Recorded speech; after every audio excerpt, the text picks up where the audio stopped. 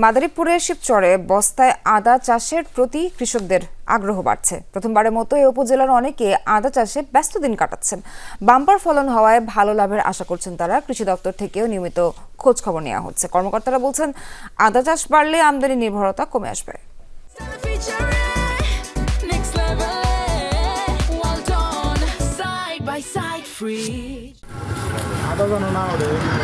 মাদারীপুরের শিবচর উপজেলায় কৃষকদের মধ্যে জনপ্রিয় হয়ে উঠছে বস্তায় আদা চাষের নতুন পদ্ধতি। মশলার উন্নত জাত ও প্রযুক্তি সম্প্রসারণ প্রকল্পের আওতায় বাড়ির আঙিনায় বস্তায় আদা চাষ করছেন অনেকে। বস্তায় চাষ পদ্ধতিতে পানি নিষ্কাশন সহজ হয়, যা জলবায়ু পরিবর্তনজনিত ঝুঁকি মোকাবেলায় সহায়ক। ঝুঁকি না থাকায় এই পদ্ধতিতে আদার ফলন বেশি হয়। আদার অবস্থা খুবই ভালো ইনশাল্লাহ। যে পরিমাণ আদা হওয়ার কথা ছিল এবং সেই পরিমাণে হচ্ছে এবং আমরা অনেক লাভবান হব ইনশাল্লাহ। আমরা কৃষি অফিসে বুঝতেছি যে কৃষক লাভবান হবে।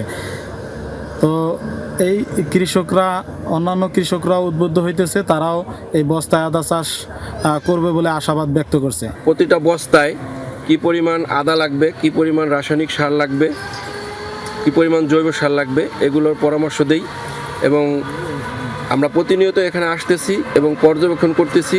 উপজেলা কৃষি কর্মকর্তাদের পরামর্শে আমরা এবার প্রথম অল্প পরিসরে পরীক্ষামূলকভাবে বস্তা আদা চাষ শুরু করেছি এবং এতে আমরা আর্থিকভাবে লাভবান হতে পারছি। খুবই সুন্দর একটা আদা হয়েছে। তো সামনে আল্লাহ বাঁচাইলে আমরা আরো নাগাম বস্তা লাগাইছি, আরো লাগাবো।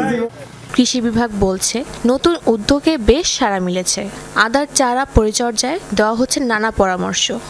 মূল জমিতে চাষাবাদ করে তাহলে রুট রট বা যেটা একেবারে গোড়া পচা একটা রোগ আছে, এই রোগের ফলে পুরো ক্ষেতের ফসল নষ্ট হয়ে যায়। কিন্তু যখন বস্তায় আদাটা চাষ করে, যদি কোনো বস্তার আদা নষ্ট হয়, শুধুমাত্র একটি বস্তা একটা সীমাবদ্ধ থাকে, পুরো ফসলে কিন্তু এটা ছড়িয়ে যায় না। এই জন্য কৃষক অনেক আগ্রহী।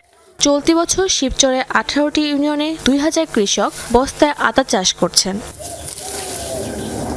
শাহজিন অন্তরা, যমুনা নিউজ।